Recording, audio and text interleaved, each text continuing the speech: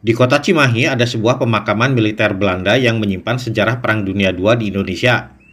Pada tempat ini menyimpan sejarah korban terbesar dunia dari kejadian kapal tenggelam ketika Perang Dunia II tahun 1944. Inilah kapal Junyo Maru yang mencatat tragedi tenggelamnya sangat banyak Romusa tenaga kerja paksa asal Pulau Jawa semasa Perang Dunia II pada tahun 1944. Pemirsa, kembali bertemu dengan saya, di mana saya kali ini sedang berada di RFL Cimahi, di mana di belakang saya ini adalah monumen tenggelamnya kapal Junyo Maru pada Perang Dunia II tahun 1944. Adapun jumlah korban pada tenggelamnya kapal Junyo Maru ini menurut saya yang terbesar di dunia, di mana korbannya lebih daripada 5.000 orang. Jumlah tersebut mengalahkan korban kapal Titanic yang jumlahnya sekitar 2.000-an orang. Tragedi tenggelamnya kapal Junyo Maru terjadi di perairan dekat Muko-Muko, Bengkulu, Pulau Sumatera pada 18 September 1944 menewaskan lebih dari 5.600 orang. Sebagian besar korban tewas pada tenggelamnya kapal Junyo Maru adalah para Romusa asal Pulau Jawa. Pasukan Jepang menggunakan kapal Junyo Maru mengirimkan ribuan Romusa asal Pulau Jawa serta tawanan perang Belanda, Inggris, Australia, dan Amerika untuk membangun jalur kereta api Pekanbaru Muaro pada tahun 1944. Peristiwa tenggelamnya kapal Junyo Maru diceritakan orang Belanda bernama Henk Novinga berdasarkan keterangan sejumlah korban selamat dari kapal tersebut. Pada subuh 15 September 1944, sebanyak 6.500 orang tiba di Pelabuhan Tanjung Priuk, Jakarta.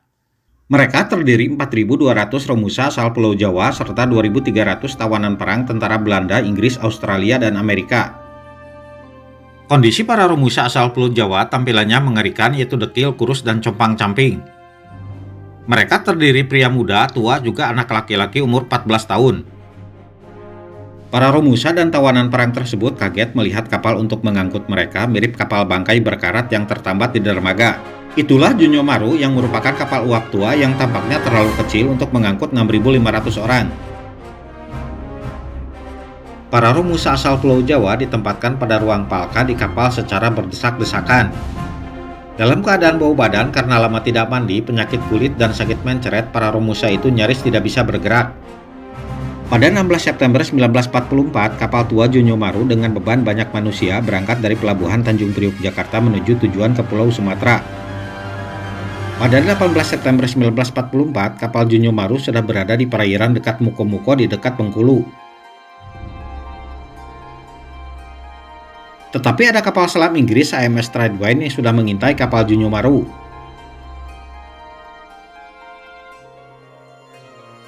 Kapal selam Inggris itu kemudian menembakkan 2 torpedo ke kapal Junyo Maru sehingga terjadi 2 ledakan. Inilah ilustrasi ketika orang-orang dari kapal Junyo Maru berupaya menyelamatkan diri ketika kapal itu mulai tenggelam. Para Romusa asal Pulau Jawa sangat banyak tidak bisa menyelamatkan diri karena mereka terjebak kepanikan dalam ruang palka. Dari 6.500-an orang pada kapal Junyo Maru, hanya 800-an orang yang selamat, mereka kebanyakan orang-orang Belanda, Inggris, dan Australia.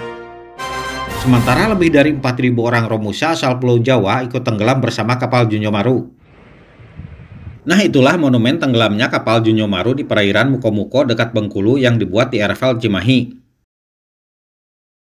Nah, adapun para korban Romusa dari tenggelamnya kapal Junyo Maru ini sampai kini relatif belum tercatat, di mana mungkin nasib mereka sudah tidak diketahui oleh para keluarganya.